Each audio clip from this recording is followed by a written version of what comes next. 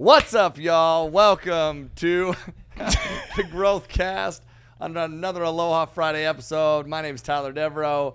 Jackson Campbell. Here again. Loud and proud, ready to freaking wax. Ready. Jay, Yeah. what are we talking about today, man? Today we're gonna continue on with that same framework that we've been working on. Do you want to highlight that really quick on what we've been doing here? Taking ownership of our lives, man. The outcome of our lives, right? And we talked about how do we do this framework, right? Number one, we need to identify what our values are. Number two, we need to set clear, intentional goals. And we talked last time about how to break down those goals and make them actionable so you can execute on them. And then today we're just talking about taking responsibility. This is the next step. Once you know what your values are, you know what your goals are, you need to take responsibility of those goals and of those values and of those outcomes. And man, that's what we'll drill in today. Yeah, dude, let's dive in, brother. Let's do it. Well, take us back to a time where you took responsibility. Where you took responsibility of the outcome and it ended up changing your life or the outcome of that situation. There's a million, like literally at a granular level, because we talk about taking ownership of our life, and then we talk about taking ownership of situations, right?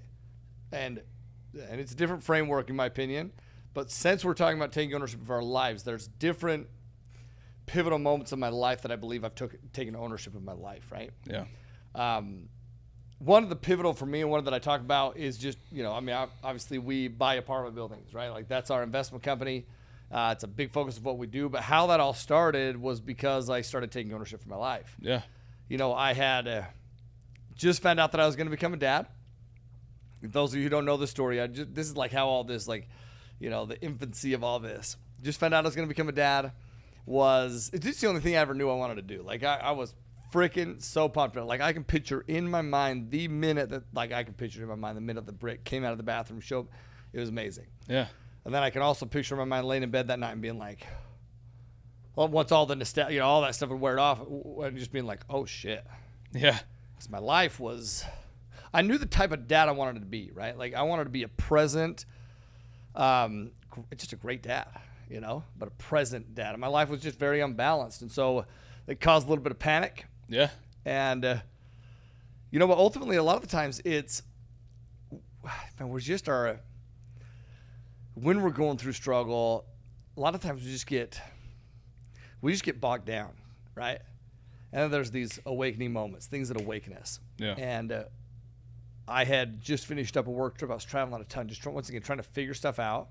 Finished up a work trip, flying home, and I just felt like was starting to make some traction. And I got this email from Britt. Pretty much, we had just been on different pages, and she was pretty much telling me that. Yeah. And it broke my heart because, shit, man. You don't want that. No. That's why that's why you thought you were doing what you were doing, right? Totally. Yeah. And that was kind of the conversation, right? Yeah. But I took responsibility and ownership of the outcome. And that is ultimately what led me to where I'm at today, which is I started looking for solutions. Instead of just getting so honed in on the problem, I started looking for solutions. Just found out we were going to become a dad. I just lost a home. Nobody even knew about that. I never talked about that. In fact, the first time that I ever even admitted that publicly was last year at Peak. I don't know if you remember that. I do. Because, dude, it's my responsibility. I just felt like it's always been my responsibility to change the narrative for my family. And I felt like if they knew that I was struggling, then they would lose hope. Sure. That wasn't an option for me, Yeah. But things started to change because I started to obsess over solutions. And guess what? When you obsess over solutions, you find solutions and you take ownership of your life. Yeah. Yeah, dude. Thank you for sharing that. By taking ownership of that situation and of that time in your life, how did it change your life, man? Oh, that's a very open question, but would you accredit your progression to taking ownership in that moment? Yes, there is, but I never just drill it down to one moment because I believe there's pivotal moments in my life. All of us have these, right? Yeah. There's pivotal moments in my life that have forced me to level up. There's pivotal moments in my life right now that are happening that are forcing me to level up, right? That's the beautiful thing about life. You're always creating, like we talked about last episode, we're always becoming. But I'll tell you what it did for me. It helped me realize that we are, because we talk about ownership, bro, and we're the creator of circumstances is what I was going to say. And I just want to make this clear. I preach ownership and I preach taking responsibility and accountability and but dude, I played the victim card for a lot longer than I played the ownership card. I really did. Like I would start something new and I would, I swear to God, already have people or things in place that I could blame just in case it didn't go correct. Yeah. I mean, it's like, I don't know if I knew if I was doing that consciously or unconsciously, but I was doing it. That's fact, you know? Yeah. So we have to fully buy into this narrative that we are the creator of circumstance, that we are in control. I'll say this. If your life is shitty, that's on you. Nobody else. It's on you. And like you are the only thing. And you just have to buy into this. You have to buy into this and believe this because you're either going to be the creator of circumstance or the victim of circumstance, right? So you have to understand like you are the only thing that is stopping you from a better life. And the reality is that if you believe otherwise, right? If you believe otherwise, then you're putting which is what I had been doing. I'd been putting my wealth, my health, my happiness, my everything in the hands of other people. And gosh, damn, man, I was the victim because I had allowed myself to be a victim.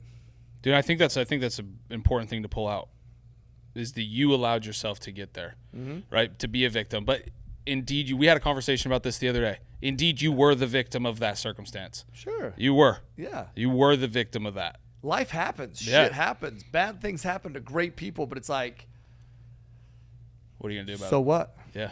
So what? So what does that mean for you? Yeah. Does that mean you're just going to continue to wallow in self-pity? Great. Tell me how your life is going to go. No. You know? Yeah. So last episode we talked about goal setting, right? Yeah. And the reason that I had mentioned that few things that I'll talk about have had a greater impact on my life. And the reason I say that is because my view of possible radically changed because I realized that I could literally be in control of my life by taking these big, scary, hairy, audacious goals and breaking them down into actionable, 12-week goals, pivotal milestones and actionable tasks and habits and stuff. It's like I could take control of my life. And it was never about where I was in my life. It was never about capability. It was never about opportunity. It was just about taking responsibility of my life. That's really what it came down to. Yeah. Taking responsibility of your life because you knew, dude, it's an interesting thing, man. When you take responsibility, this is a thought that I've had, and I've never said it out loud. But when you take responsibility of your actions, of what it is that you're doing, of being in that, like you are a victim. Yep. You take you take the actions, right? And now you're taking responsibility of whatever that circumstance is. You like almost feel the change a lot stronger when you take responsibility for it, right? Mm-hmm. And you gain those experiences. You have those feelings, both positive and negative. Yep. Because you've taken the responsibility from it. And that's how you essentially become the person that you're trying to become, is by taking responsibility and using that data that you're receiving from yourself, whether you fail or you succeed, the good or the bad, right? To like really take control of your progression of your life, dude. Does that make sense? 110% it makes sense because as you were saying that, what was going through my mind was you become very proud of what you've done. Proud in like the best way, right? Like if you're just the victim of circumstance, things will happen in your life, even if they're great things. Yeah. But if you haven't taken responsibility for it and a great thing happens, yes. It's like you don't have that same sense of pride that you take. It's like I'm so grateful that nobody just like, dude, I've earned the things that I have accomplished. Yeah. Sure. And that isn't taken away. I was talking to Britt the other day, and Britt's like, man, like, you need me. And what she was saying is like, you need me to keep my life in order. I'm like, oh my gosh. And it's like, not even a question. And she's like, but not only do you need me, like, you need everyone in your circle. Because there's so many people in my circle that keep my life in order, that keep the ball. It's unbelievable. But so it's not taking anything away from that. What I mean by that is, like, every step of the journey, I've earned it. Like, it's been hard work. Nobody's just given me anything. And because of that, like no matter what, even when I was down here, you know, like when times were like, I would look back now and be like, shit, that was tough. But I was so grateful because it was more than I had before that. Yeah. Every step of the journey I've had more, right? But when you take responsibility for the outcome, ownership for the outcome, God, man, you get to enjoy the outcomes when things are going great. And then when things are not going great, you have hope because you know you're in control of whatever comes next, right? Dude, so good. And you don't get to experience those things unless you take ownership. You don't. No. Right? Because we talk about, like, I know we're kind of on a little sidebar here. You talk about that, you become that victim, right? You like, if you're that victim, if you're in that victimhood mentality, you place blame more often than you take responsibility, right? For the bad things. Yep. But you get yourself in that habit, just circling back to even the good things. You can't take credit for those things because your mentality is it was somebody else that did it. Yep.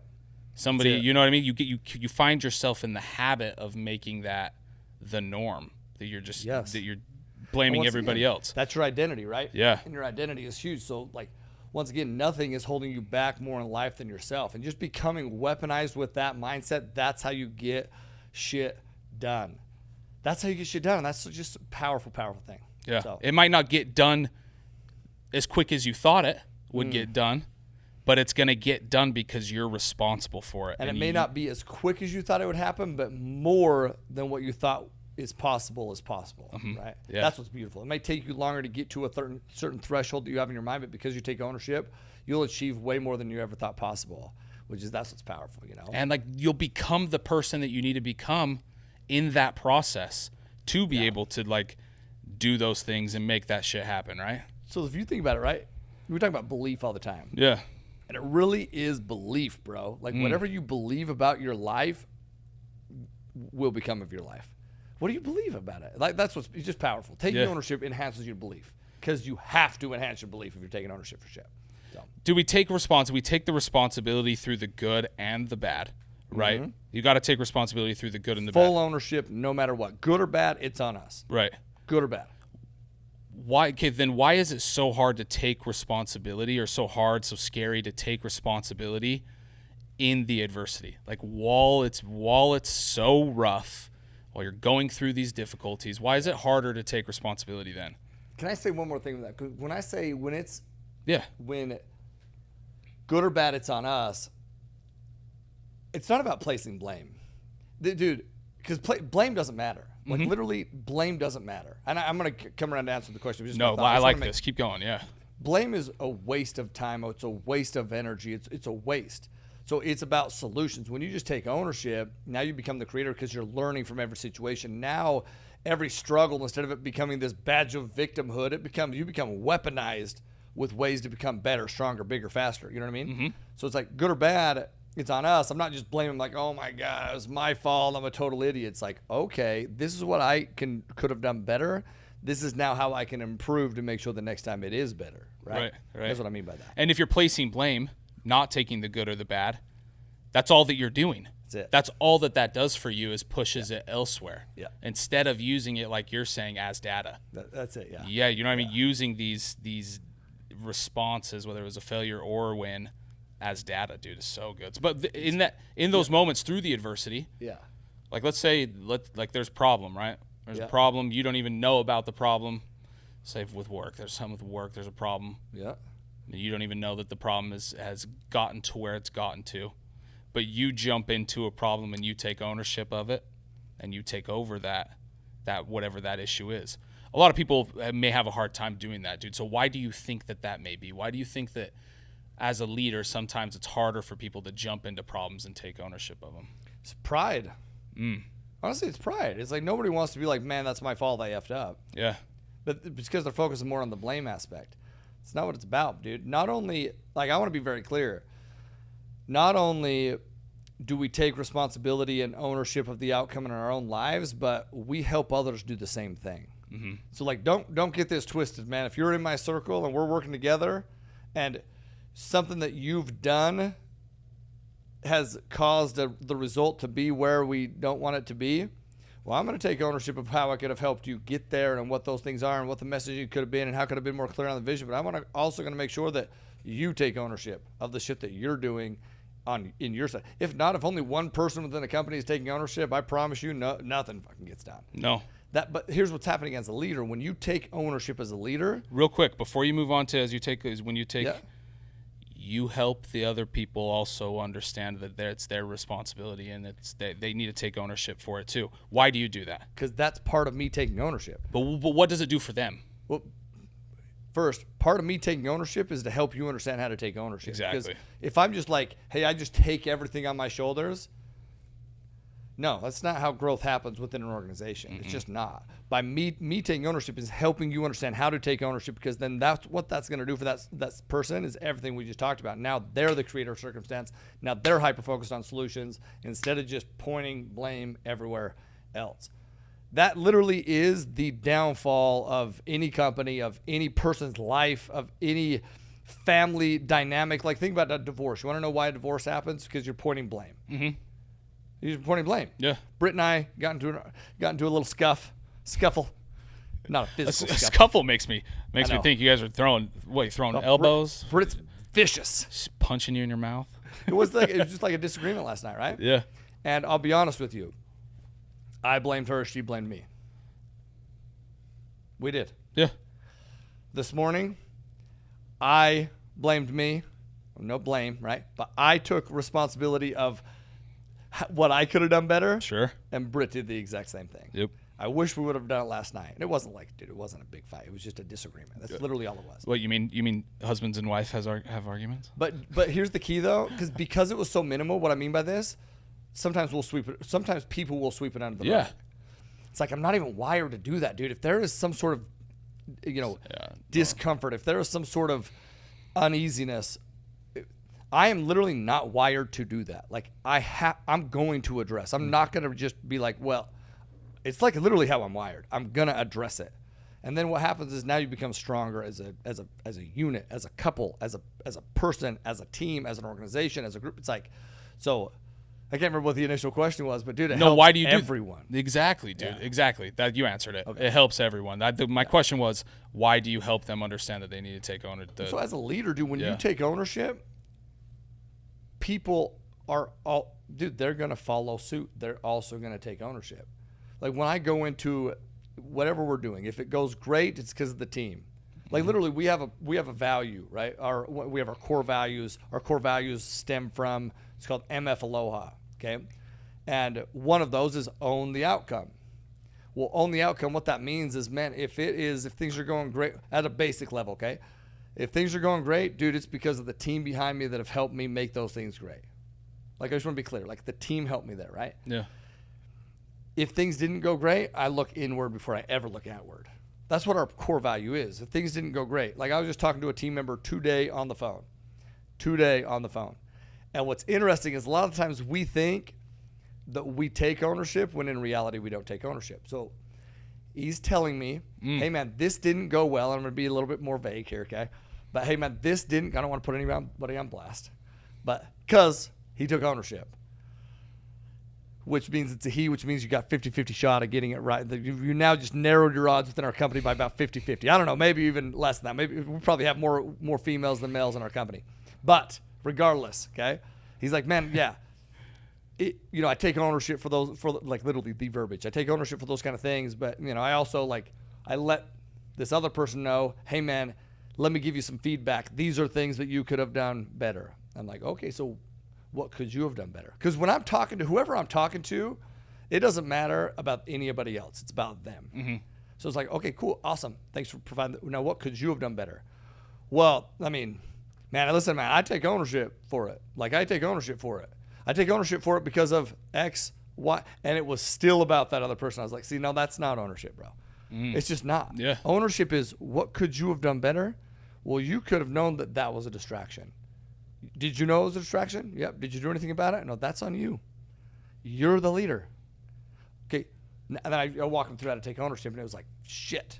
And this is why we got such great people in our organization, because they will actually take that and own it. Mm-hmm. Now, what will I do? Listen, the other people that they're talking about in the narrative, they need to take ownership for it too. That's not the point on this call, though. The point on this call is you as an individual, what can you take ownership for? And when you do that, dude, your life will take off. Yeah, and that's you talk about like that was the purpose of that phone call, but that's the purpose of any problem that ever pops up if you're involved whatsoever. What could you have done different? You know what I mean? I love that, man. That's awesome. And just to loop back to the blame, right? You don't want to place blame, but also you're not going to be a martyr for something that you didn't do. Like, you know what I mean? Like what sounds like what's happening here on this conversation. I take ownership because so-and-so. That doesn't mean like that's not ownership. Ownership's not being a martyr. No. Not being like I was the bad guy. I messed up. That's not what ownership is. No. It's what could I have done different in that moment. So when that same scenario presents itself in the future, this is all this is about. When that same scenario presents itself in the future, how are you going to become better? Because if you don't identify those, well, then you'll be the victim that time too. Yep. What could you have? Yeah. Ownership is what could you have done to maybe create a different outcome of whatever it was, dude. It's so good. So like that question though, right? I mean, the ultimate question is like, why do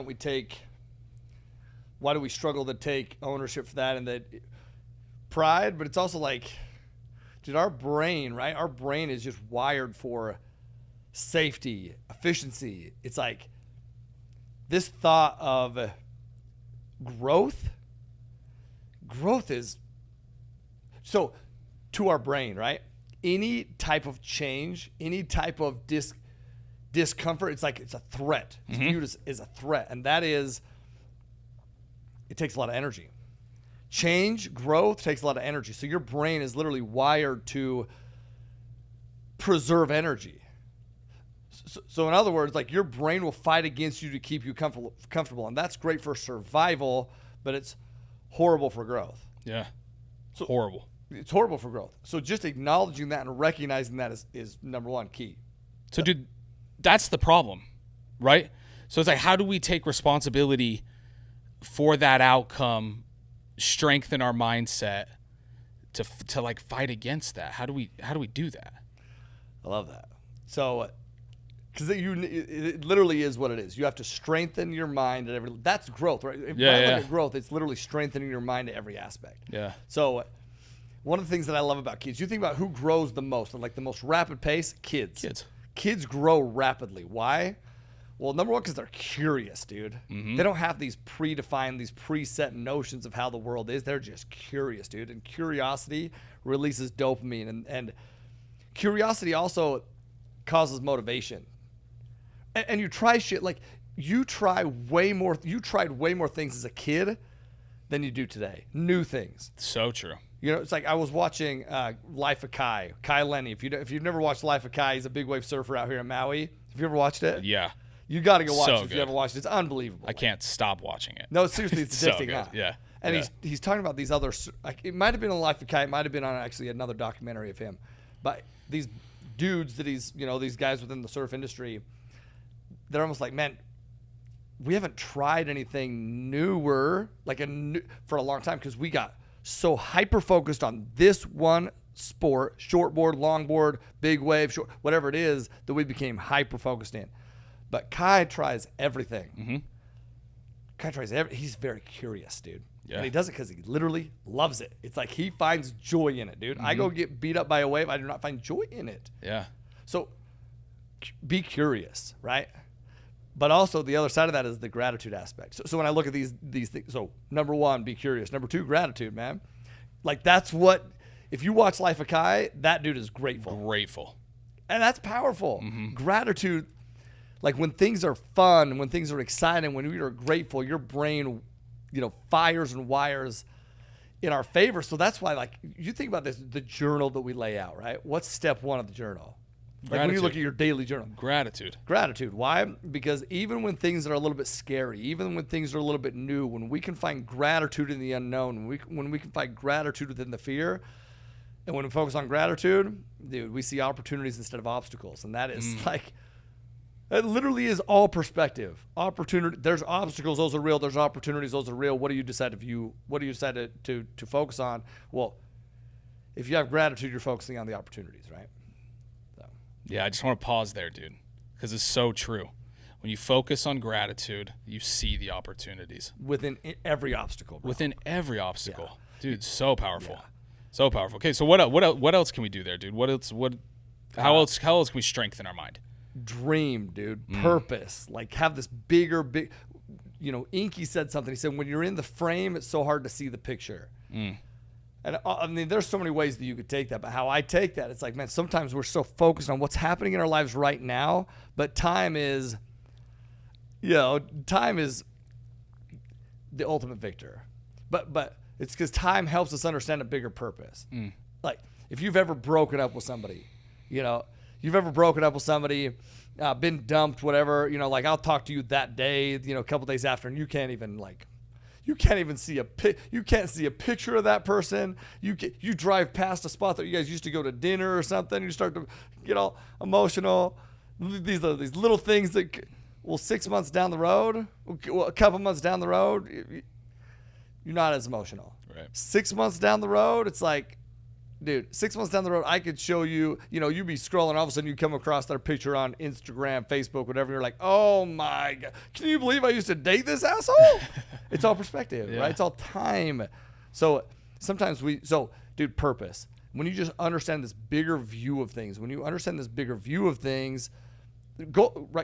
goals, dreams, aspirations, right? It keeps you moving down the line and understanding just once again, the bigger purpose, the overarching vision.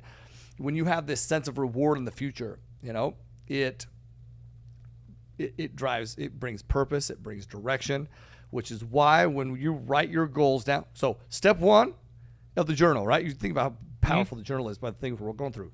Gratitude. Then goals. Your goals. That's why you write down your goals. That's why you're rewarding yourself with wins and learning, which is another one too, is focus is another one. Yeah.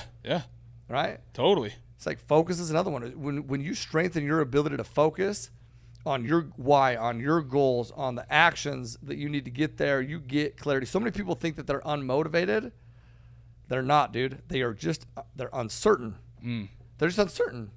So it's like when you can focus in on the things you need to do, you become certain. What happens to most people, uncertainty comes from something in the external world that we either cannot control, do not understand. Yeah. And most people focus on that instead of bring it down to the things that they can control. Another one is just get comfortable being uncomfortable. Like step out of your comfort zone and into discomfort. Yeah. Just step out of your comfort zone and into discomfort as much as possible, because what that does, it rewires your brain. The more that I can force myself to get uncomfortable, the more comfortable I am in discomfort.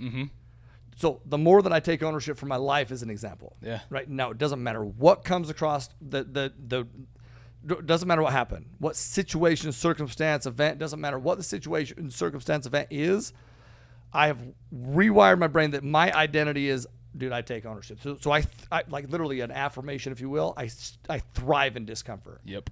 You know what I mean? Yep. Those things will rewire your brain for sure. Absolutely, dude. I would want to hone in. I just want to add a moment here on focus. I have a thought on focus. You talked about focus. It's so important to understand that other principle that you talked about, which is purpose. Yeah. To have that clear, what is your purpose? So if that's clear, it makes focusing a lot easier. Yeah. It makes that step of focusing a lot easier if you know what your purpose is and you stay true to that purpose, right? Can we think about what we're talking about, taking ownership of our lives, right? Yeah. Like in the overarching, this is the nitty-gritty framework. Yeah. Number one was values. That's your purpose. Yep. Number two, goals. That's all these things we were just talking about. That's your focus. That's your actionables. That's what that stuff is. Like all these things are just. They intertwine with each other. 110, bro. Throughout the entire framework, dude. It really does. 110. And then discomfort. Yeah. Which is just like, I'm literally trying to get uncomfortable all the time. To train your mind that's where you want to be for growth. Selling yourself on that. Yeah.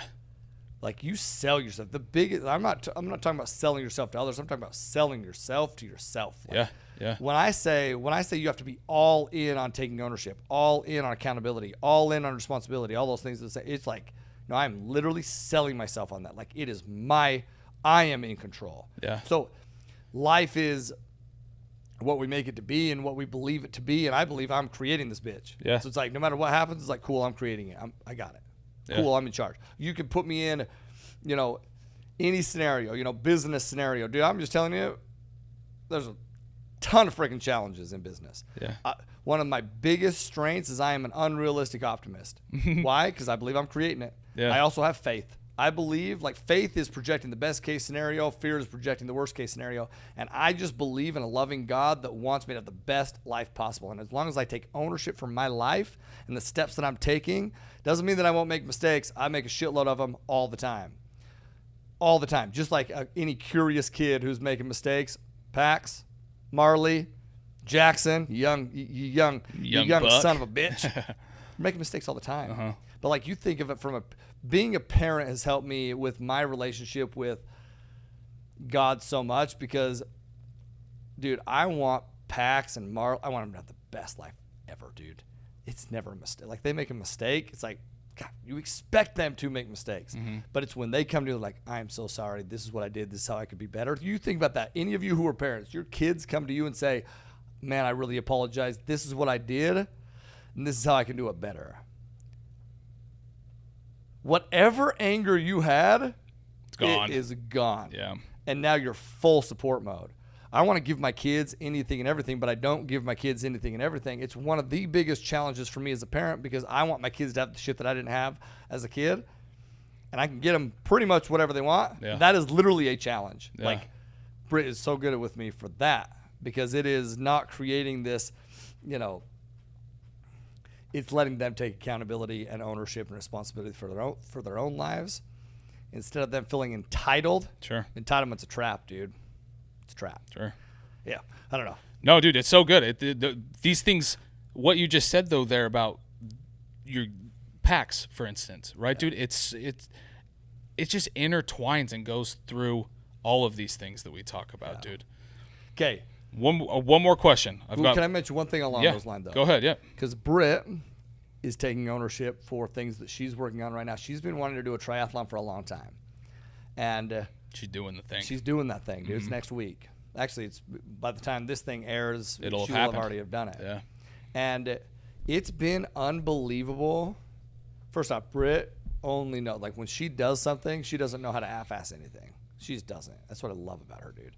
But I've seen the kids watch their mom. Ed Milet talks about most things are caught, not taught. And, like, dude, I just watch these kids look at their mom, take responsibility of this, ownership of, and just, dude, the respect that they have for their mom for doing that, how proud they are of their mom for doing that, and what it has taught them and things that they can do to take ownership and responsibility and accountability for their lives and just attack failure, attack uncertainty, attack risk. We were talking about risk. We have, like, daily questions. And one of them was, like, is risk a good thing or a bad thing? And Marley she's like, risk is a great thing. Like Mom, she is taking a risk of, like, doing a triathlon. And because she's taken that risk of doing a triathlon, she's learned how to be a better swimmer. She's learned how to be a better biker. She's learned how to run farther. Like, this is Marley, my 6-year-old, awesome. waxing poetic on why risk, discomfort, if you will, has helped her mom grow. And then what does that shows Marley she can do the same shit. Yeah. Shows me I can do the same thing. Like, Yeah. what actions are you taking right now? What responsibility are you taking, and what inspiration is coming from those? Good inspiration, bad inspiration? What are people catching from what you're doing? Yeah. Right. It's good. It's a good question to ask yourself always, for sure. Always, dude. It gives you great perspective. Yeah.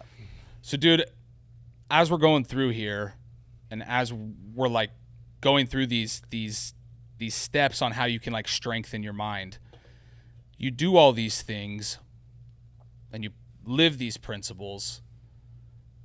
Does it ever get tiring living these principles? And how do you, like, keep your momentum and keep living these principles, right? These are a lot of these things that we're talking about right now take a lot of energy. Some of these things take a lot of time. So how is it that you continue with that momentum through these things? I love you. This is a lead-in question. This is a lead. Like, you're leading me down a path, and I know you are because I know you think the same way, and I know that you live your life the same way, which is, dude, I don't believe that taking ownership for your life, even though we talk about how, getting uncomfortable is metabolically expensive, right? Like, it takes energy. literally, I believe that the thing that just sucks the most energy from us more than anything else is losing hope. And if you believe you're a victim, you've lost hope. And if you've ever been in a situation in your life where you just don't see the out, you don't see a way through it, you just don't, like, that is metabolically expensive. Nothing drains energy more than that. Maybe it doesn't take energy because you ain't doing shit, but it drains your energy to go somewhere else. I don't know if that's the same shit, I guess, but yeah, it's like, I don't believe that does taking ownership take energy? Yep. But man, it also provides energy. Yeah.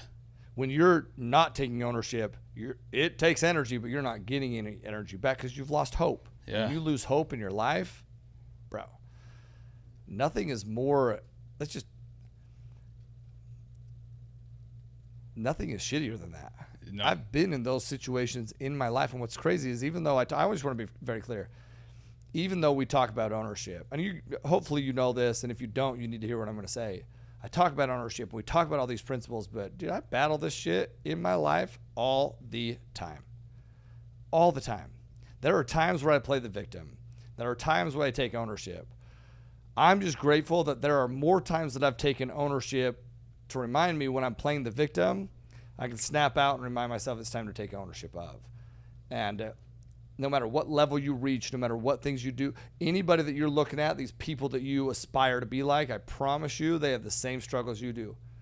They're just tackling them maybe at a different level than you are, but it's the same struggles, dude. So I don't look at that as draining energy. I look at that as energizing, because when I know that when I have hope, that's energizing. Mm-hmm. When I have hope that I can create instead of be the victim of, dude, it's energizing as hell. And that's exactly what ownership does for you. Yeah. It gives you that hope because it puts you in the driver's seat. So good, man. Can I give you one example as we wrap up? Yeah. I think that they talk about this. There's a book called It Takes What It Takes. But you know what? I think he even talks about this in Extreme Ownership too, Jocko Willink. Yeah. It Takes What It Takes by... Oh, It Take What It Takes is by... oh, man. Trevor Moawad. Trevor Moawad. Rest in peace, Trevor Moawad. Yeah, stud. He talks about this, but I'm pretty sure they talk about it in Extreme Ownership as well, which is Marcus Luttrell. What's that movie with Marcus Luttrell? Anyway. I'm bad at the trivia stuff, Ty. You should know that, bro. Hey, I haven't quizzed you for quite a while, bro. What's that movie? What's that song? I have no idea. God, man, I can't think of the... But anyway, Marcus Luttrell, he's a sniper, and he gets... Is it American Sniper? Yeah, well, there we go. That might be it.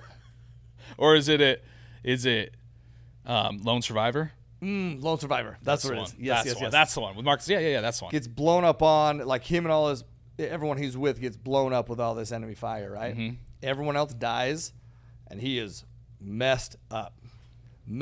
His situation, his circumstance, it's shitty. Mm-hmm. Would I have hope in that moment? Oh, shit. Whew, it'd be hard to really see the out from there, right? It'd really be hard. But it's but he saw it, not because he focused on this, listen to what I'm saying, this product that he's looking to get to, this freedom that he's looking to get through, because you can't control that. All he could control was what he could control. All you can do is all you can do, but all you can do is enough. And so what could he do? He would take, like a rock, essentially, draw a line in the sand, and he would, like, we're talking about I can't remember all the stats, but busted up everything. He can't walk, dude. He's been shot multiple times, busted up legs, all these kind of things. He would draw a line in the sand, and then he would crawl until he was across that line. Then he would draw another line in the sand and crawl until he was across that line, draw another line. Dude, he did that for I don't even know how many more miles until he was rescued, saved. It's like you focus on the controllables. What's that next line in your life that you're looking towards? What is that? Yeah. When you identify it and you move towards it and then you define it again, you take control of the outcome. You take responsibility of the outcome. You become the outcome because you're focused on what you can control, not this uncertainty. It was when you focus on uncertainty, you become more uncertain. When you focus on the controllables, man, you take control of your life. And you make progress. Yeah. Dude, so good, man. Ty, as we wrap up here today, I think I know which way you want to go with the Hawaiian value. But do you have any other closing thoughts before we jump into the Hawaiian Listen, value? man, take responsibility of the goals that you just set for the quarter.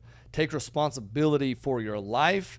Take responsibility for individual situations, circumstances. Take responsibility, man. There is no greater blessing that you can give to your life. No greater blessing, sorry, that you can give to yourself is to do that, man. Take responsibility. Take accountability. Like, we all have these traumas in our life, man, and the surest way to heal from any trauma we have is to take accountability and responsibility, to take ownership. Like, you want to heal, you want to make progress, dude, take ownership, dude. You'll never regret that.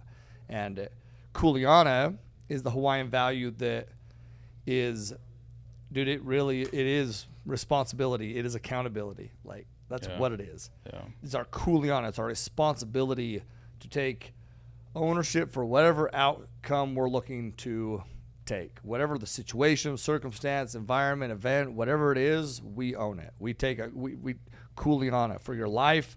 But not only, when I say, I believe a key aspect, a key differentiator from what we preach and what we talk about is it's not just taking responsibility for your own, it's a responsibility for others. Like, literally take responsibility for others. Understand that when you take responsibility for your own life, naturally you're going to elevate those around you. So look at all those around you. Man, how do you want to be remembered, Yeah. What impact do you want to make? Well, step one, dude, is you take accountability and ownership for your life. When you do that, I promise you will impact the lives of all those around you. I can attest to that for sure. The truth behind that. Absolutely. Tyler, thank you so much, my man. Thank you, bro. Such a good episode. I'm so glad we were able to dive into Love this. breaking these things down. Dissect a lot of these things. So thank you, my man. So good. Oh, wait. I said that I was going to look. I said I was going to go on IG. I'd put I don't know. I don't know if it even let's see if we got any. Before this episode, Tyler went on IG and asked his Instagram following to send him some questions, and we were going to answer them live here on the podcast. So did you get some? Did you tee this up? No. Do you ever get so distracted working with Jackson because he is so sexy? That one came from Courtney, didn't it? Every son of a bitch in question, Courtney. They just look into his eyes, and I'm like, I got focus. Another one is the eye, his heel. I used to have a black eye at his heels. When is the next boxing match with Pax? Are we taking any bets here? I was just telling Jackson that we wrestled again, and I had chipped my tooth. Not only did that son of a bitch black my eye, but he also chipped my tooth. He got you good. And now I think I got to go. I got to go to whoever helps with tooths that are chipped. I think they're dentists. Is that what it's called? The dentist. Dentist. We're gonna go to a dentist. And then the other one is just she just says, I want to be a guest one day. And you know what? I want you to be a guest one day too. Let's make that freaking happen, man. I can't wait. Love these, dude. Love these. Listen, Jay, can I put you on blast for 1 second? Maybe. There Depends. was a time. Yeah. Is it okay? Yeah, hit me. Okay. Sure, let's go. There was a time, I don't even know when it was. I don't even know how long ago it was, honestly. I can't remember it. But I had written on a board and I had said, hey, ma'am, is your health a must or a should? Yeah. And we tied it into Courtney and your family and your future. And you took responsibility of that. You literally signed. You said, yes, I'm doing this. It's a must. Yeah. And today, you weighed in for the first time from about a year ago, right? It's about 10. Yeah, it's been about 10 months since. So think about this. I just want to be very clear.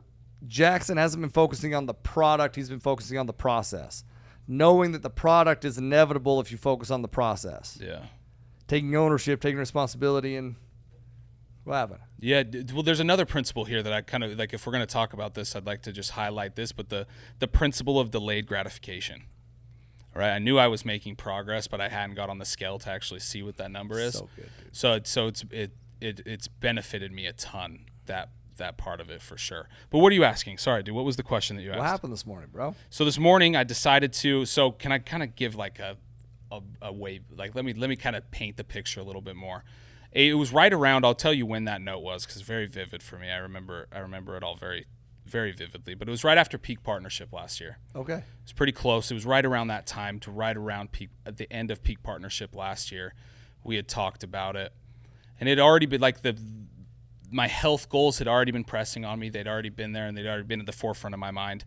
And you writing that note on the whiteboard that day was that last like straw that I needed on the camel's back to like really push me over the edge to get going. But yeah, dude, I did this. So we had that conversation. I signed the whiteboard contract that now's a race. It wasn't even really a contract, right? It's kind of cool to think of that principle as well. But yeah, today I got on the scale for the first time in about 10 months.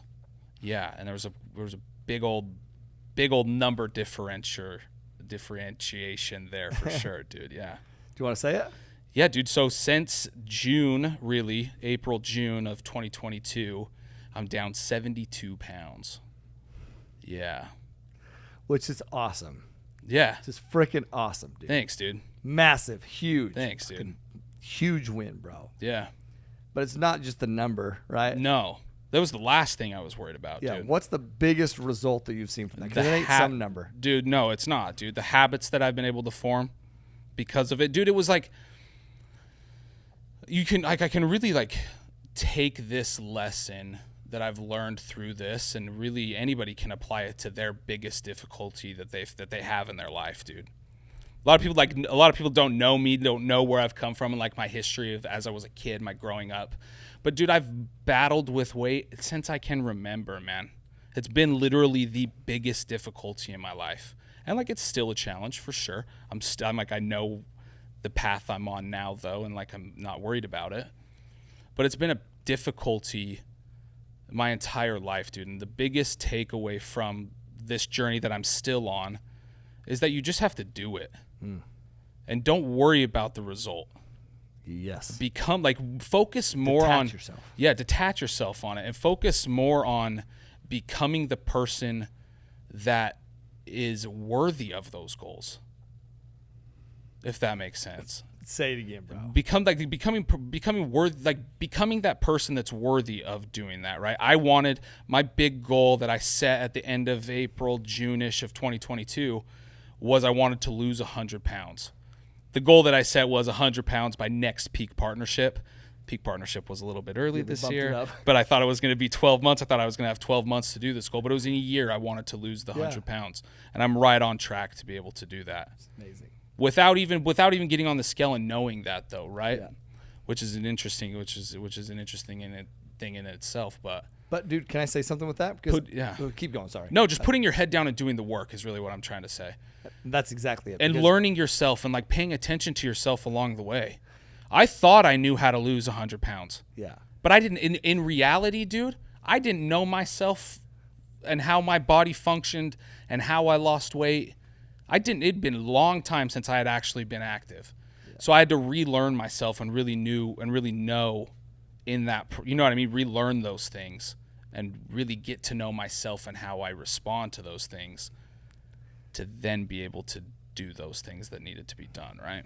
To Kuleana, bro. Yeah, definitely, for sure. And that's what it was. And it's like I saw you used to just focus way more on the product, the goal, like the number goal, sure, than on the process. Uh-huh.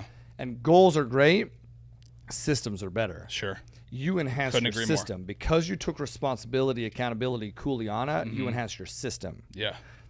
And can I read you what I read? And we're wrapping up with this. Yeah. Okay. Yeah. This is what I read in my journal today. Okay. Or it was in my morning readings, my morning study. Some people say, so listen to this, okay? Some people say that they want to be successful at any cost and yet don't want to log the hours of work it would take to get there. Perhaps it's because they understand at some level that being successful doesn't really make you happy nor liked. In fact, the opposite tends to be true. Success usually exposes you to jealousy and scrutiny. Successful people are not loved in the way that we imagine they would be.